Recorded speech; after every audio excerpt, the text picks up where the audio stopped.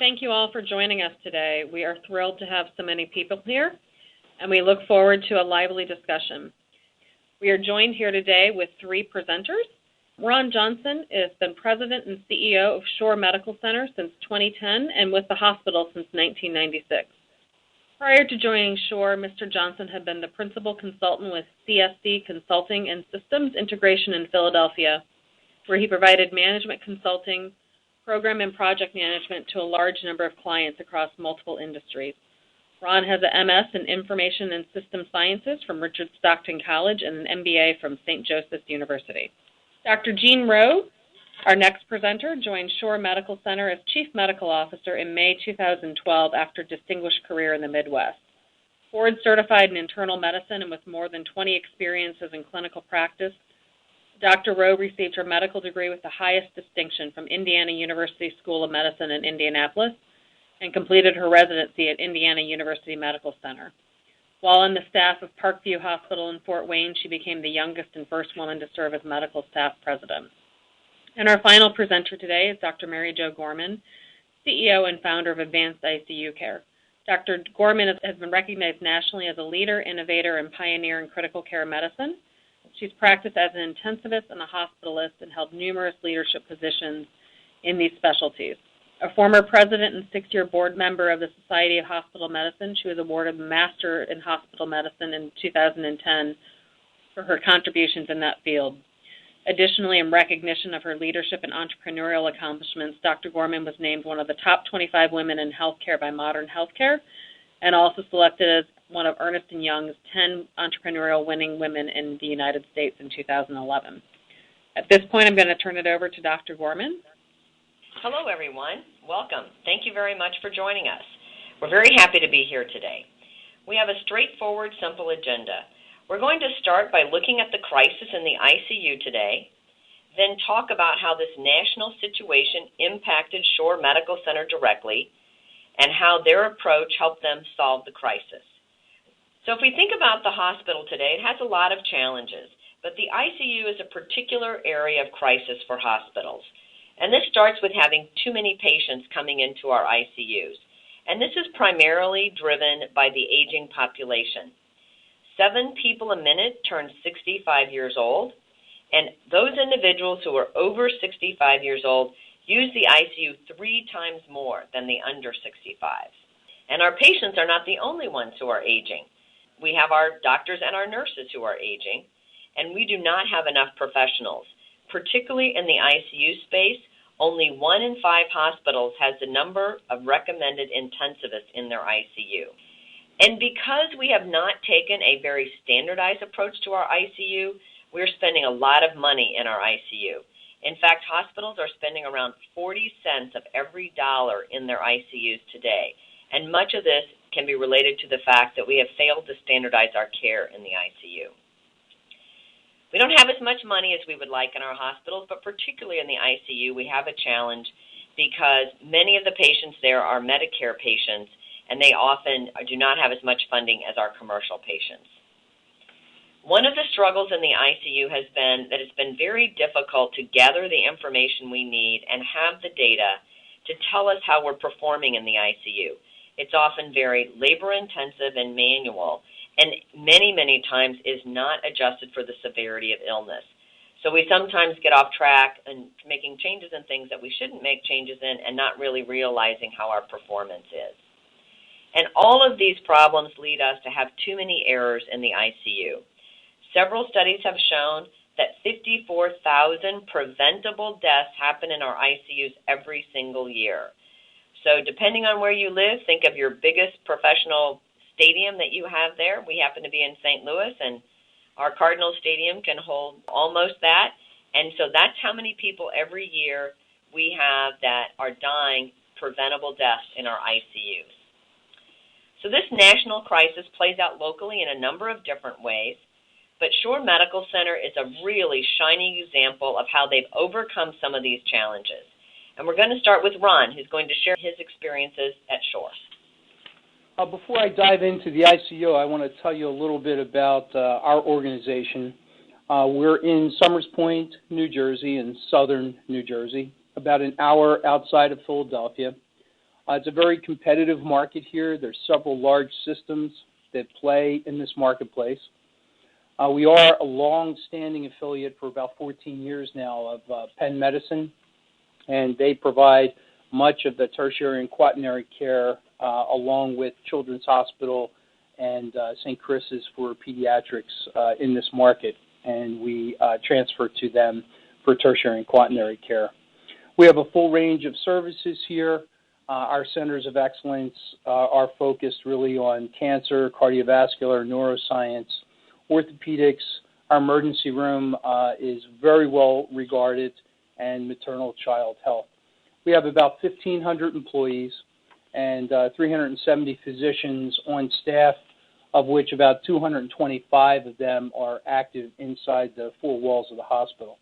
I'd like to talk a little bit next, at the next slide, about our ICU crisis.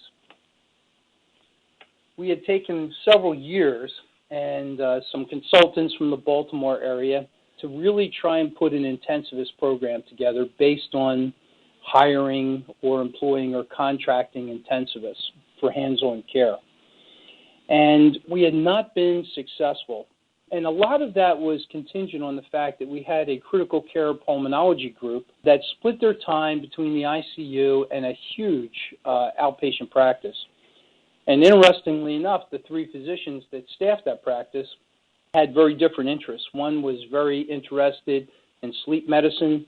The second did have an interest in the ICU.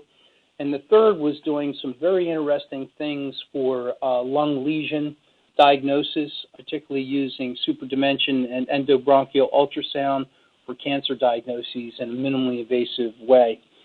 So it was very hard to get a focus on the ICU and provide any kind of framework that was focused just on ICU care. The other problem that we had was with this fragmented model, all the data we were collecting for our critical care committee was done manually. And, you know, that manual data and connecting the data presented us with a lot of challenges in our critical care committee of where to focus our energy. The other thing that was happening was we had young, well-trained physicians coming into the marketplace, particularly in our emergency room, and they were raising new issues around shouldn't we be treating pulmonary embolisms with TPA, how to cool the body under certain circumstances and have them absorbed into the ICU for care, and what the transition standards of care were. We had surgeons, particularly general surgeons, and we were blessed to have 4 neurosurgeons on staff who had started to express some concerns about very high acuity post-surgical medical management issues. So we had all this feedback that was really screaming at us that there was a call to action to take our ICU to a whole new level. Interestingly enough, that 3-person critical care group went through and the whole group kind of imploded. There was a hiring decision made. One physician left that group, and before you knew it, we had one physician left in the group standing, and it gave us the opportunity to really rebuild that group from the bottom up. I'd like to talk a little bit about our goals. Our goals at that point in time were to elevate the care of the ICU and truly have a 24/7 model. I think many people realize that the care that's delivered at 10 a.m. on a Wednesday is not the same care that's delivered 2 a.m. on a Sunday. And we wanted to try and remedy that as best we possibly could. The second goal was really to support our emergency room physicians and our surgeons, particularly the general surgeons and our 4 neurosurgeons, in the medical management of these high acuity complex cases. The emergency room had started to transfer out very complex cases that we certainly could handle here. If it didn't belong here, we need to get it out to the right tertiary or quaternary setting. But there was many cases that we had the ability to take care of here, and the emergency room physicians didn't have the confidence to transition to the ICU setting for these very difficult cases. And the second thing was to try and really build the volume of the high acuity cases. Our number of craniotomies had gone down, And in discussions with the neurosurgeons, it really was apparent that the ICU aftercare was part of that equation. And some of the complex general surgery cases, the acuity had slipped down as well. So I'd like to talk on the next slide a little bit about what we believe effective care, how you can put a model in place for effective care. So here we are in the situation. We had one physician left.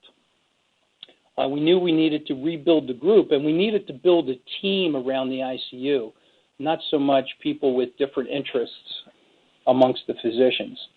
It's my strong opinion that you absolutely need hands-on intensivists as part of the medical staff.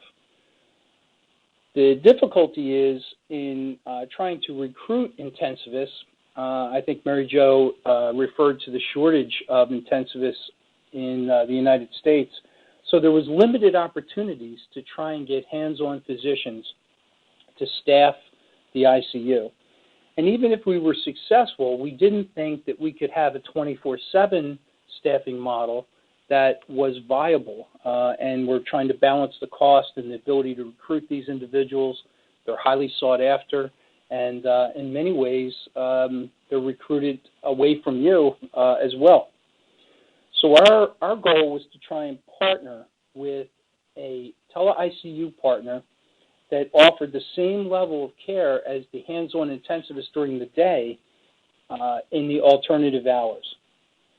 So I want to turn it over to Dr. Jean Rowe, who has been an integral part of all this, and I think Jean's going to talk about some of the collaborative care beginnings in our experience here at Shore.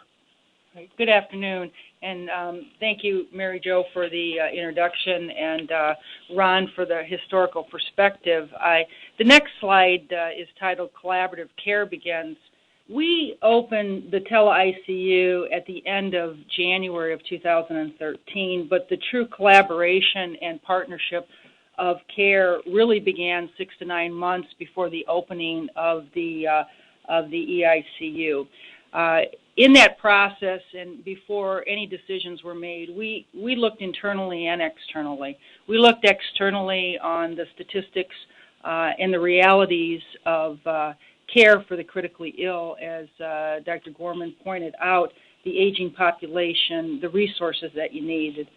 We looked internally on what kind of care we were delivering at Shore in our intensive care unit, what care we needed to deliver, who the AICU was, what care model that represented, what our people resources as well as our structural and monetary resources were, the data that we had, the data that we didn't have, the data that we needed, and where this particular model had been used and where it had been successful. We engaged our intensivists first, and as Ron relayed the history, we had one to start with. That became 2, and as we explored this model, it became 3, and then later, and now we have a complement of 4. We had discussions with them, first of all, some candid discussions about their professional lives, what they needed in regards to what Shore could give them so they could provide the best practice of ICU care at Shore, and obviously the best for our community. We engaged them. We were excited by their engagement. We included the first of them with our site visit to St. Louis. Couldn't attend in person, but could attend by virtue of telephone connection and answering and asking questions to the Advanced ICU. We had the Advanced ICU come to our Medical Executive Committee and give presentations. We had open forums and invited the medical staff to talk to them. We invited the hospital staff, and we're inclusive of nursing and all hospital staff that interact with the ICU. Ultimately, we made the decision with the physicians and the medical staff, and with the medical staff and the MEC support. We set the implementation plan together. with teams that included not only administration but nursing and physicians, and teams that were represented by the AICU.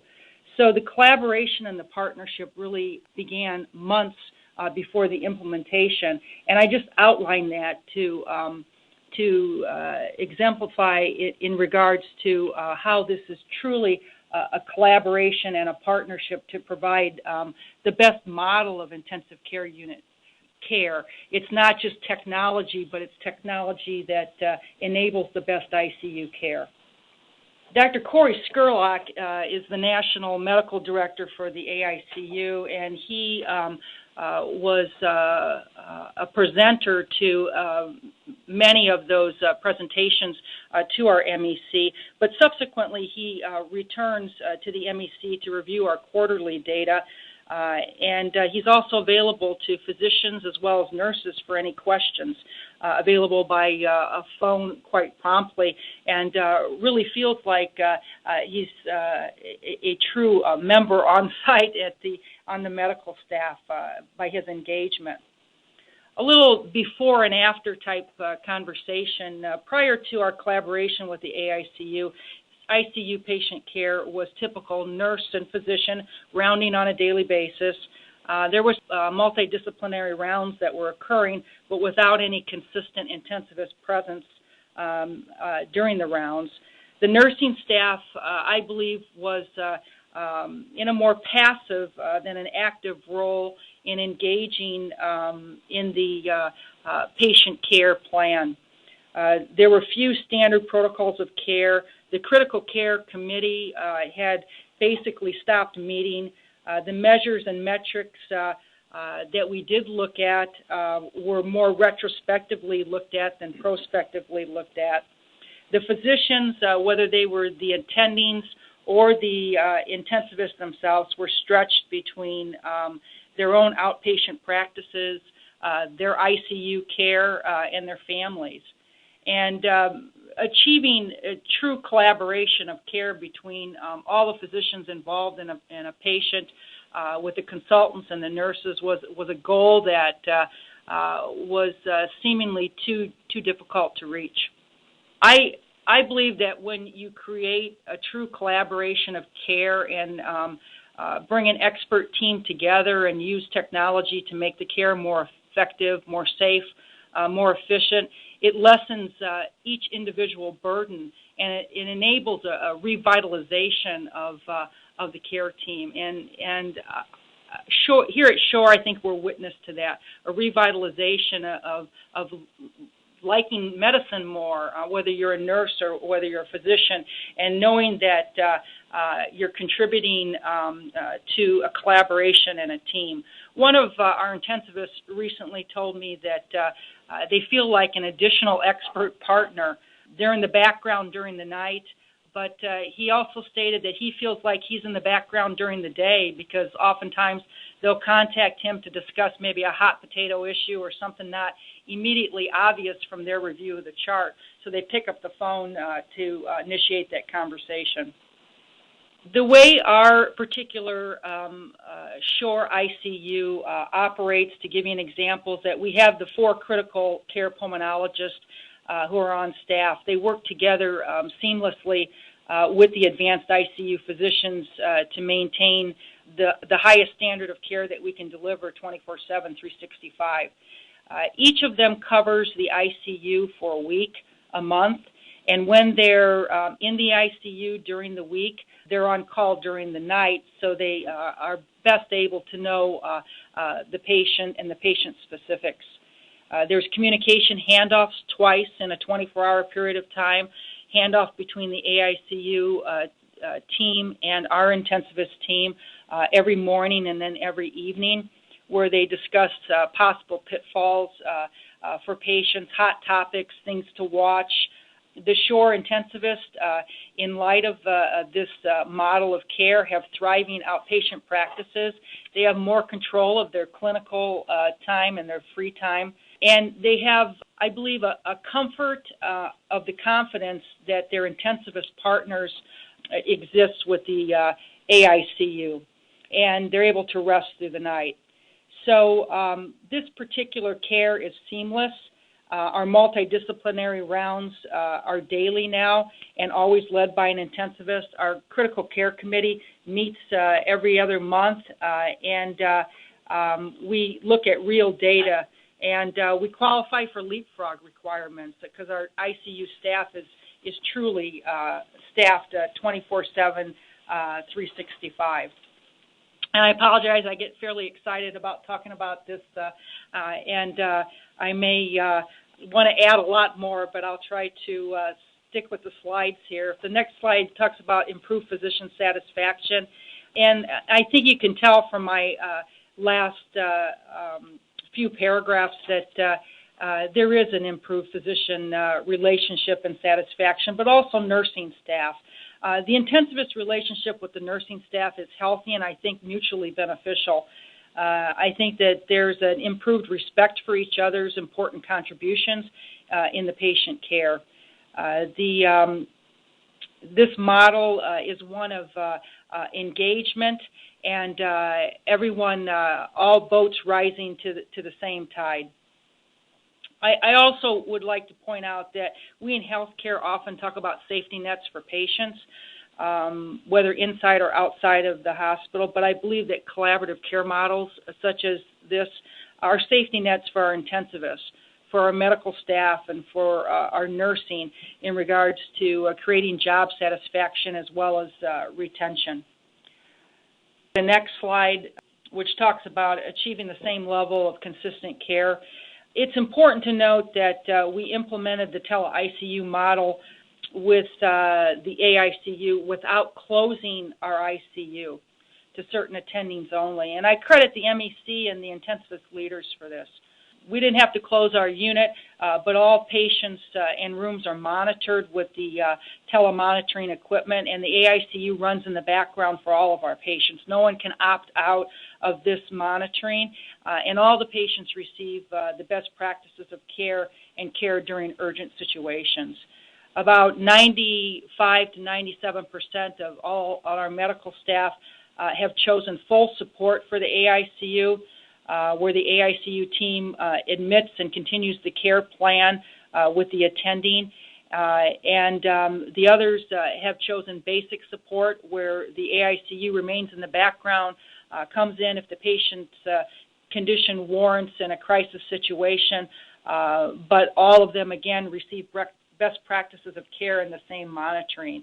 And all of the patients have the intensivist provide handoffs of care in the morning as well as the evening. We don't have hard data in regards to decreased ER transfers or increased complexity of surgeries. We have some observational data. We haven't collected the objective hard data, but we do have data that shows us that we have improved our ability to take care of patients at all acuity levels. We do get quarterly data that shows our mortality rates have decreased in all of our acuity levels of patients according to Apache ratings. We also are able to review data about our utilization, about patients, the percent of ICU utilization by the very sick patients versus those that we can look at and assess that may not have needed such a high level of care. On the next slide, it shows a graphic of our decrease in our mortality percentages over the first 3 quarters. On the slide, the quarter 3 should be 2013. We're especially encouraged about our below predicted values for hospital mortality. And you could see the slope of the line. Our ICU mortality decreased by almost 40%. And our overall hospital mortality has decreased to almost 40%, decreased by almost 40% as well. In our last quarter data, we had 17% less mortality in our sepsis patients compared to predicted. That doesn't appear on this graphic, but I was especially excited about that particular statistic. If we move to the next slide, there's some length of stay data. In the 3rd quarter, our length of stay was 2.15 days for the ICU when it was predicted to be 3.1. And for the entire hospitalization, the predicted was 9 days, and ours was 6.6. And that represents a savings of about 640 hospital days.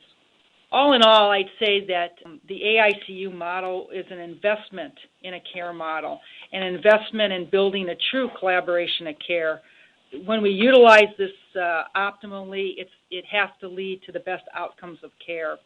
It also brings the experts to our community. Our job is to support these experts who are willing and choose to be available to the community we serve.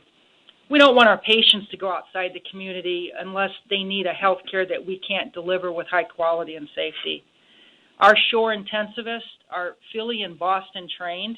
All the AICU team of physicians are trained at excellent centers of education as well. The other and final point on this slide is that I truly believe that when it's you or your loved one who takes care of you, it's important, their education and their skill. But what's also important is that you see, hear, and experience that all on the team that are taking care of you are watching and communicating with each other on your behalf. And they're easily accessible to communicate with you and the entire team. They're also looking at the same relevant and current data about you and your care, and they're continually advancing that care plan together, adjusting when needed, and collaborating in a collegial and trusted partnership. I want to talk a bit in the next slide or two on some protocols and best practices. We've been able to implement a library of protocols with the assistance of the AICU, working together with the nursing staff and the intensivist. They include electrolyte replacement, protocols for glycemic control, delirium, and sepsis. Subject of interest that I would point out is that as far as I know, a sepsis protocol has been in the making for many, many years, and we're going to see this come to fruition shortly as they're putting the finishing touches on this. Along with standardization of protocols of care is adherence to best practice, and the slide shows our adherence to DVT prophylaxis, and you can see that it's either 98, 99, or 100%. In the third quarter, our glycemic control was decreased to an average daily glucose of 139, and a very low percentage of glucoses that were over 180 while in the ICU. Yeah, I'll speak a little bit about what I believe some of the other program highlights are. We have seen significant improvement in nursing satisfaction. And when I talk to the nurses in our ICU, what I hear expressed is that the advanced ICU telemonitoring is tremendously comforting to nurses working on evenings and weekends, that the physicians are a resource and available to them. So I see that as a very valuable outcome. The other feedback I get fairly consistently is from family members, and this was somewhat unexpected. We see family members pushing the button in the room to get the knock on the glass of the ICU, advanced ICU physician coming into the room on the screen, and they might be asking about test results, or they might have a family member that is just joining them and needs a summary of the status of their loved one. So those things are very, very positive for the patient experience. We're also able to facilitate some very difficult family discussions, whether they're end-of-life issues, hospice issues, palliative care issues. More and more focus is being spent on how critically important that is in the hospital setting, and for families to be educated along those lines. When I get letters from, when I'm fortunate enough to get a lot of positive feedback, whether it's letters or talking to patients during rounds, what I hear consistently in both of those is that the advanced ICU, and coupled with a partnership with the intensivist, is just very tremendously comforting for them, knowing that 24/7 they can access a physician, whether it's a hands-on physician or whether it's an advanced ICU physician, in just moments. And I think that's gone a long way to build our reputation and enhance the customer experience as well as the quality of the unit.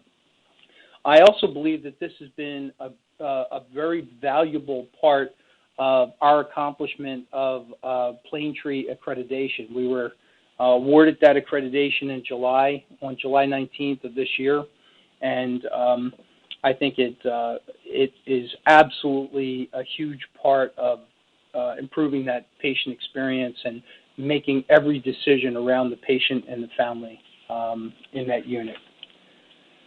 So I'd like to turn it over to Mary Jo to talk a little bit more about some of the solutions and the challenges.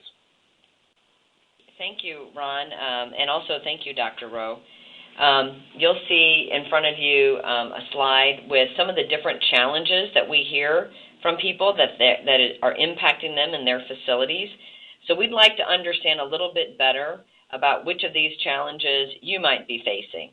So this is set up as a poll that you can pick one of these challenges and let us know which one you think is the biggest problem for you. And then we're going to talk a little bit more about that. We define lack of service line support as what Mr. Johnson described earlier, that the surgeons or other people in the hospital don't feel that there's a level of care there, that they're comfortable with a very sick patient. So that's what we mean by lack of service line support. ICU inefficiency is typically long length of stay. Inconsistent quality of service, that's pretty self-explanatory. Lack of ICU staff support, so we hear from people that either their pulmonologists are too stretched between what they're trying to do in their offices with their home life, or their nursing staff is not getting the support that they would like. And then some people are in a highly competitive market and they would prefer to differentiate themselves from their competitors. So if you can all just pick which one of those you find is most applicable to your organization, that would be great. And we're going to see results on this. There we go. So it looks like we have a couple things. Looks like multiple things are kind of tying for first. But the ICU inefficiency with a long length of stay seems to be a big problem. And lack of support for your ICU staff is a big challenge. All right, I'm going to turn it back to Ron, who is going to talk a little bit more about how he has successfully came through the decision-making to decide on this solution for his facility. As I alluded to in the first couple of slides, we were grappling with what model and how do we provide this care. So the first thing that we really had to come to terms with the stakeholders was, were we going with a bedside model only? Were we going with a Tele ICU model? What were the pros and cons of each one? So for Shore Medical Center, for us, it was a Tele ICU program that was a true partner, and that was the best solution for us. From a CEO perspective and the learnings about choosing that partner, because we did look at multiples. Somebody with an established track record, somebody who was able to connect with and collaborate with our medical staff. For the culture here at this organization, that was absolutely vital to build that trust and confidence. And could they integrate with our systems here at the hospital? Those were probably the three biggest learnings for us about choosing that partner. Once the decision was made, however, from my perspective, communicating the why we were doing this was probably the most critical piece. Whether it was an ICU nurse, whether it was a physician who had patients in the ICU, it was absolutely critical to understand why were we doing this, why was it important, and what was the motive behind it. The other interesting component was, before we made a strong recommendation, we spent a lot of time kind of onboarding the major stakeholders. We looked at our existing data. We found the top 10, 15 admitters to the ICU. We reached out to them. We talked to them about what this model was. Dr. Jim O'Connor was a great spokesman for the intensivists themselves, the hands-on intensivists in the pulmonology group. And Dr. Corey Skurlock, I can't say enough about his patience, his collegiality, the time he took to educate our medical staff was incredible. So from my perspective, communicating the why, onboarding a large group of stakeholders that were involved before the recommendation, and look at your existing data because there's absolute treasures there. And I certainly thank everyone for letting me speak about this particular topic. It's been an agenda for about 3 years, so seeing it to full fruition in January this year has been wonderful. Great. Well, thank you all very much. At this point, we're going to actually open this up to questions and answers. You can, again, submit questions using the question function on your screen, and we welcome all of the questions that you have. The first question, actually, Dr. Rowe, I'm going to put to you. You had spoken about some of the collaboration that had happened in the ICU, and a question came in as, how do the bedside clinicians feel about the Tele ICU clinicians being part of the end-of-life discussion? I believe that there's an openness for the AICU to be available if asked by the attending to have those discussions. The message that we continued to send to the MEC was that they advance the care plan of the attending. They're not in replacement of that care plan. And if they're asked to be used as a partner in delivering a message that sometimes is an uncomfortable message, then the AICU will willingly do that. In the middle of the night, if a patient has a condition that becomes critical and the attending has been called and is on the way in, the AICU will come into the family room. We had brought every room up with all the technology, including the family conference room. So the physician on the other end of the monitor can start talking to the patient's family even before the attending arrives. And so we allow that particular designation to be still in the hands of the attending, and those that choose to use it, I believe, find it very beneficial, and those that don't, it doesn't change their way of practice. And I hope that answers the question. We have a very strong palliative medicine influence in the ICU, and oftentimes the palliative care nurse and the team has identified those issues and talked with the attending about it and put some plans of conversation and communication in place with the option of asking the AICU to assist. Great. Thank you very much, Dr. Rowe. And actually, the next question is one I'm also going to pose to you.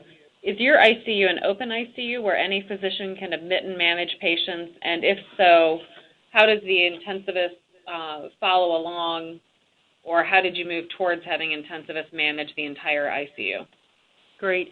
Yes, it is an open ICU, and we had vigorous discussions at the ICU level, at the MEC, the Medical Executive Committee level, in regards to whether we should close the ICU or open it.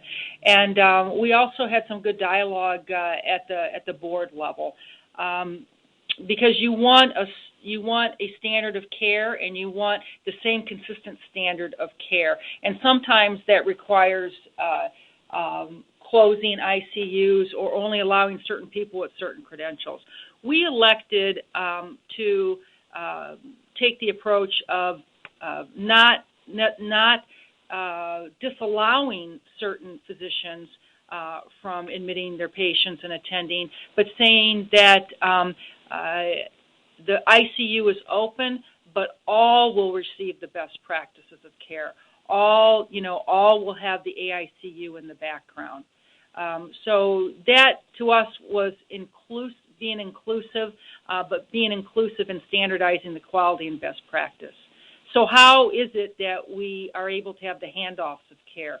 Well, what the MEC devised and recommended was an auto-intensivist evaluation policy, which meant that every patient that's in the intensive care unit will be seen, maybe not in formalized consultation, so you're not mandating a consultation, but to have an automatic evaluation. So the intensivist evaluates, sees the patient condition, sees the plan, has opportunity, and oftentimes will reach out to the attending, and the attending knows that they can reach out to the consultant and ask for an official consultation. That particular intensivist does talk with the AICU about every patient in the unit. They know every patient in the unit because of the multidisciplinary rounds that go on a daily basis. So I hope that answered the question.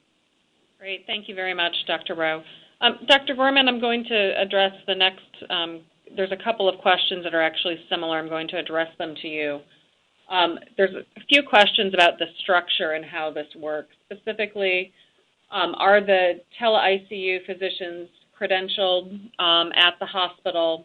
What is the location of the Tele ICU to the hospital, and do the advanced ICU care physicians round at the hospital? And then also, is there a direct line that's immediately available for the nursing and patients and medical staff to connect to the Tele ICU? Thank you very much. So all of the physicians who provide care in the ICU are licensed in the state in which we deliver the care, and they are on staff at the hospital, fully credentialed like the rest of the medical staff. They are not located in the hospital, but located off-site. Our headquarters is in St. Louis, Missouri. So the rounding that's done is done by the local staff that is there. And that's done differently at different places depending on what resources they have. Every facility has a direct line to our monitoring center where they can reach our physician at any time, day or night. Our physicians are always up and awake and alert and have the information about the patient. In addition, in every room, there's an emergency button, so they can, if a clinician walks into the room and sees a patient in need, they can hit that emergency button, and our physician will video conference into the room within 1 minute to assist them in managing the patient. Great. Thank you very much. And Ron, a couple of questions that I'm going to direct your way. You had talked about some of the collaboration and integration that happens, and one question is there a hospital medical director that reports to the Tele ICU medical director? And then along those lines, how have you engaged the nursing staff between the shore and advanced ICU care to collaborate and work with each other? I'm actually going to ask Dr. Rowe to also chime in on this one. Right now, all 4 of the critical care physicians that are intensivists are part of the medical directorship in the unit. And they all rotate for a week at a time in the unit and have built tremendous rapport. Part of the collaboration happens with the multidisciplinary rounds that happens each and every day, where you have pharmacists, respiratory therapists, nurses, and the intensivists rounding on these patients together. We believe that that's part of elevating the care in the unit for everyone, because they have an understanding of the patient and how people's perspectives may differ on the patient. As far as collaboration with the balance of the medical staff, I think that's a trust-building exercise, as we have only a handful of physicians that are in what we call basic status. All the other physicians that care for patients inside the hospital are on full service, which means they have empowered the intensivists to make decisions and changing care plans throughout the day without interaction with them. If you're on basic, the intensivist does interact with the attending in the unit, so it's only a handful of doctors. And it's been, I think, a trust-building exercise, and each and every interaction has gone to build that collaboration. I think Jean might want to add a few things as well. Everything that Ron said, I definitely agree with. I want to emphasize the fact that, we are so fortunate to have such an engaged group of intensivists, the 4 physicians who are, one comes every 3 to 4 months to the MEC to make a report on how this, how the partnership is going. they show up for the critical care committees. They're involved in multidisciplinary rounds. But I also want to point out that they also collaborate with the care and with the nursing staff and the ICU nursing staff and the ICU nurse manager and director and the engagement of that particular group in the hospital is phenomenal. I mean, I said it before. I mean, it definitely, all these boats are rising with the same tide, and everyone is, so excited to see our statistics improve, and at the meetings, just the want to do so much better, and to see the improvements and see these protocols come into play. So we're very fortunate that we have such an engagement of the medical staff as well as our nursing and hospital staff in this implementation and this partnership. I would also add that the Critical Care Committee, because we're working with very specific data, VisiQ is the underlying tool for advanced ICU. It's doing a tremendous amount of data gathering that is impossible in a manual mode. And the fact that we can have very complex dialogues that are data-driven out of the VisiQ system, to me, has been a tremendous ability to collaborate around what's the right thing to do in the unit.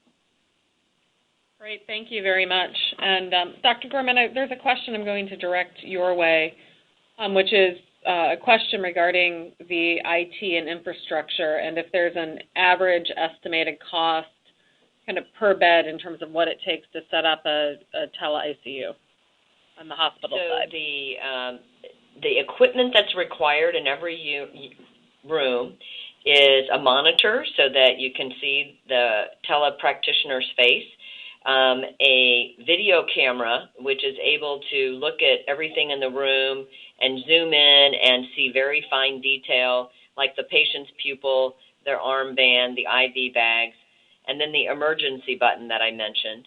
And then there is a server that facilitates that room.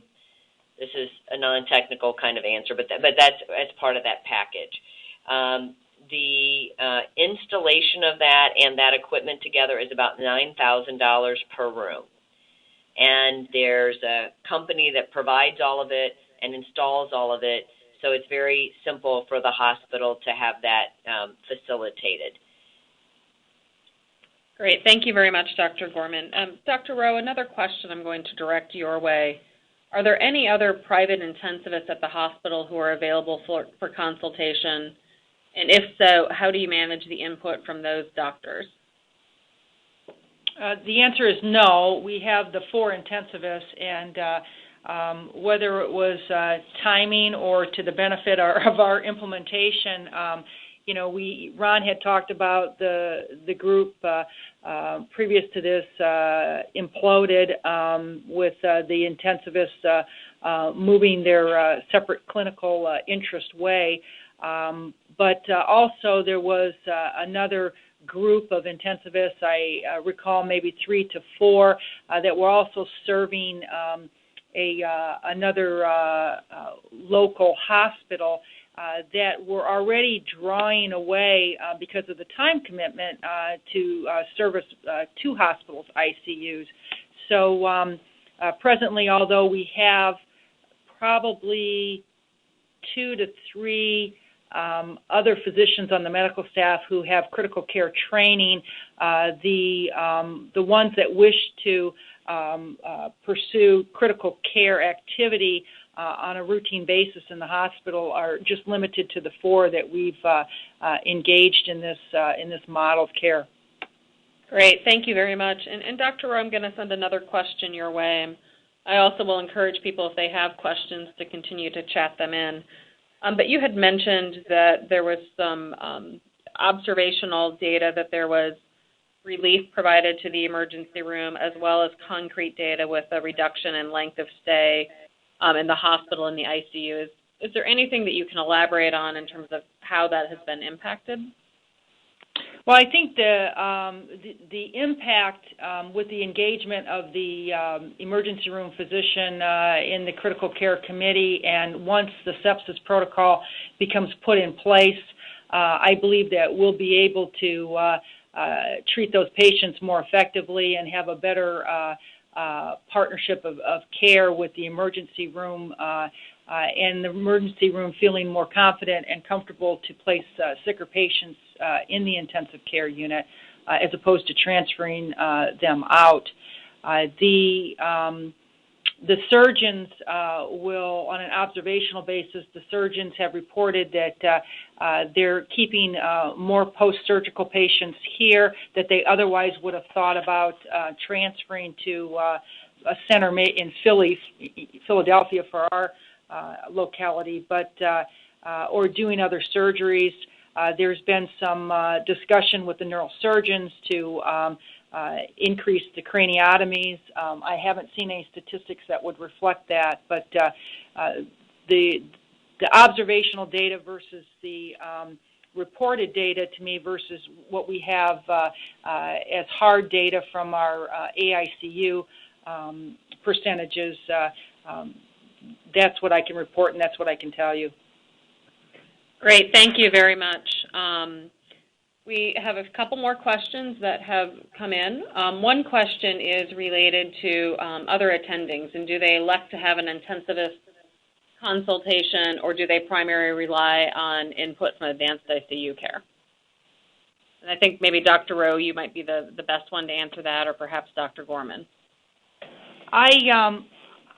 I believe that if they're asking for a consultation by one of our intensivists, they would welcome the forwarding of the care plan by the AICU physicians as well. We have a handful of physicians who elect to be basic, who elect to only have the AICU be involved in care if the patient condition warrants.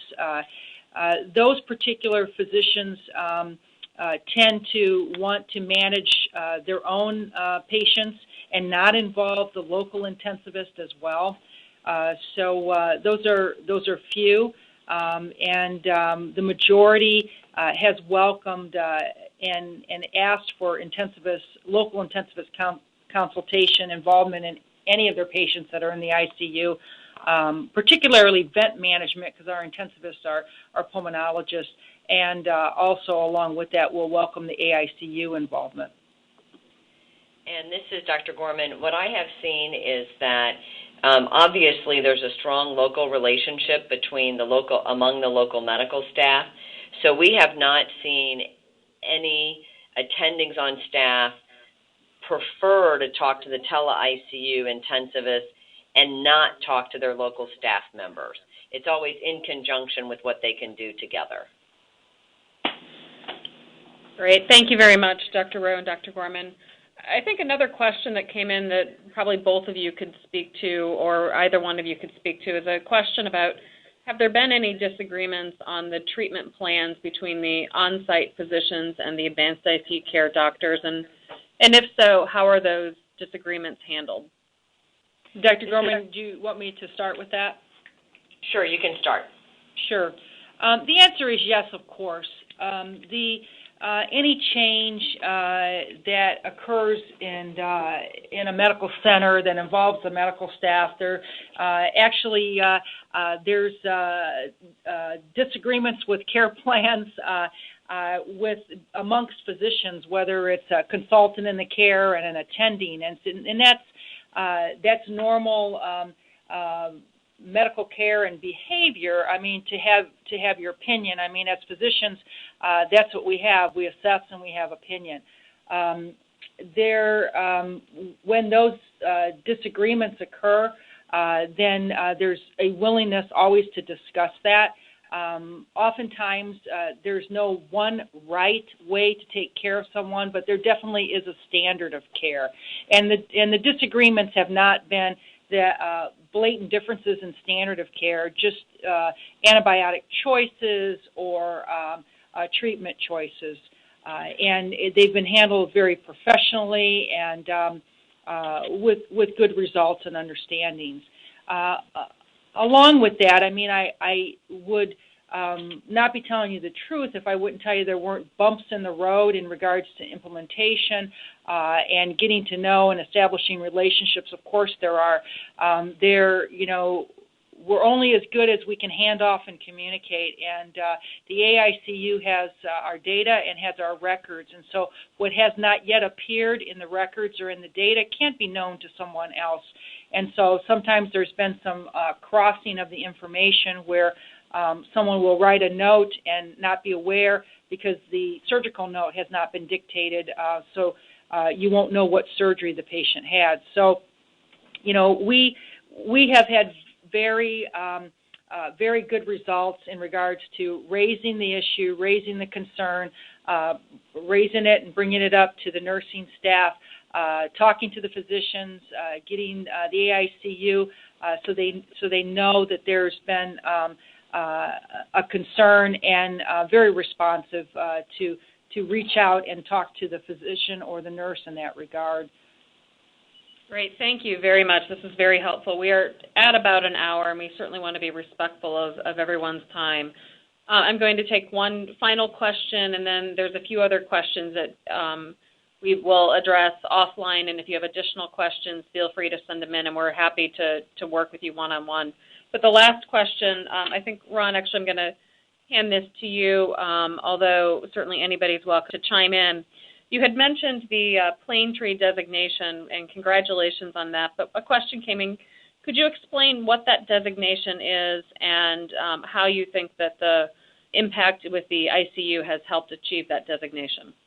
Yes. The Cliff Notes of Plaintree is an affluent woman several decades ago was admitted to the West Coast for the first time in a hospital as an adult.